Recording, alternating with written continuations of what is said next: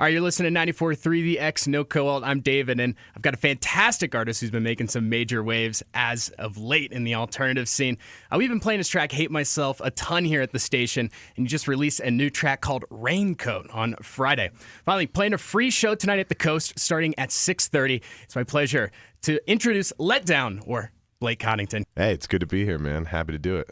I just wanted to start off with something pretty chill. What is your favorite fast food place when you're going on the tour and you're on the road?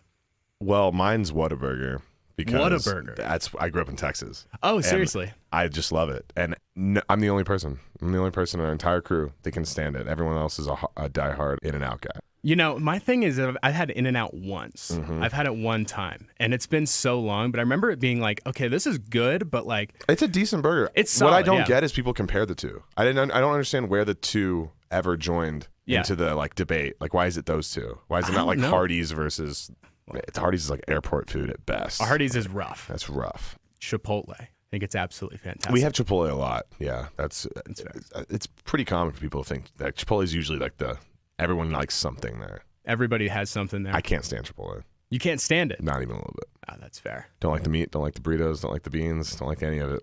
I understand. I don't like what happens after you eat Chipotle. It's brutal. Yeah, I will say. I love it. I love it, but it's absolutely. It puts Taco Bell to shame. Absolutely. Speaking of being on the road, you're starting out a tour on July 10th. Who are you opening for? Stand Atlantic, Magnolia Park, Scene Queen, and the home team. Well, what's your favorite place on tour to head out? Maybe it's Denver. You know, I know you're playing there on August 6th, but what's your favorite place to go on tour? I'm a huge fan of Chicago. I lived there for a while. I've got a lot of fans and friends there, and those shows are always really awesome. I'm also a huge fan of Dallas because it's my actual hometown. Oh, for real? But last tour we had, was it Vermont?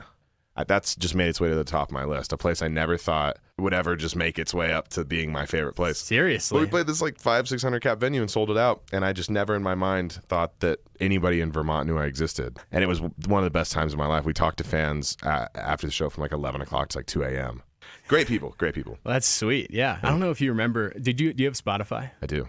I had the Soundtown thing, and mine was Burlington, Vermont. So maybe I need to go out. I don't even know what the Soundtown is. So they would give you on Spotify Wrapped, they'd give you a town, based off the music you listen to, you should go to this place. I never did the listening Spotify Wrapped. I only did the one that they give you as an artist where they recap your year. That's got to be sick. That's got to be fun to see. It's weird. It's really cool to see your as the year goes on, you watch your analytics happen in real time. You never get to see the culmination of the whole year. And you know how Spotify Wrapped is. They put music behind it, and it's all emotional, and they congratulate you. And I at the end of my Spotify Wrapped, I've got water in my eyes. I'm like, did I really do all this year? Started in 2020. Obviously, we all know it's pandemic project. Horrible time, yeah. Horrible time. But I wanted to know, what kind of brought you to that, and, what were you doing beforehand when it comes to music or anything? I was just a producer. I'd been in local bands, and I've filled all the roles, drums, guitar, and just had done everything that every musician does growing up. But I was always producing music and owned some studios, and I was just a fan of engineering, producing, and mixing and stuff. That's all I ever really cared about. It's still my number one passion to this day, and that's all I did. And I was just really depressed, and the pandemic was happening as I was starting this new job. And it was just, I was like, is this really my life now? I've always wanted to just be a musician, and now I'm in a cubicle. And then I made a TikTok, and here we are. Yeah. I mean, that's literally your Hate Myself music video. Mm-hmm. Is that, I was going to ask, is that based off of any real experience? Definitely, 100%, yeah. It seems like a lot of your music is real. Just a real guy, it would appear. So how has it felt? Because this started in 2020, and we've talked about that, but this thing's really taken off, and this project's really taken off, and what has it been like to see that progress and see that go? You were talking about the Spotify Wrapped and seeing that, getting emotional with that. But the world of music I come from is at least the scene I grew up in Texas was you make a band, learn how to play an instrument, you play it, you turn 25, you realize it's a dream that can never possibly ever happen, and then you get a job and your guitars and stuff all just rot away, and you put music out on Spotify, and maybe 300 people will hear it in your lifetime, and that's it. And we all accepted it, and we loved it, and we played music, and it was passionate, and it was awesome. So what I'm doing now was always an impossible dream. It was something I always wanted, but I was not happening. Right. But I'll think about it. I'll dream about it. So yeah, it's been absolutely completely unreal. even at the smaller scale that it is now, it's just I keep telling all my friends this: if it all ended right now, if this was the last, if Raincoat was it, and then Letdown's gone, I'd step back and say, you know what? I accomplished every one of my impossible dreams I had. This is enough for me. My cup is full. Yeah, the fact that it's still growing at the rate it is just there aren't words in my head for it, because it's just something that isn't possible in my world. Right. I mean, I'm assuming, yeah, like you were playing in bands beforehand, and it's just like, I think that's really important though when it comes to music. Right. And like when you're creating. I know a couple of people they're getting into music, and they talk a lot about like their goal is to get big. Right. And it's not doing it for themselves. Yeah. And I think that's incredibly important. And for you, it's just you did it for yourself, and then all of a sudden, a lot of people wanted to listen in. I think the that's TikTok amazing. thing was just to prove a point to myself. Yeah. And I was actually trying to prove a point to myself and friends that were begging me to make one, that, look, watch, I'll do it. This isn't going to work, and I'm just going to embarrass myself. And it was literally my first post that went viral. Like I made the account day one, made the post, had 100,000 followers the next day. That's incredible. And I was like, 100,000 the next day. 24 hours, 100,000. Unreal. And I was like, what is happening with this? What's it like when you go like that quickly?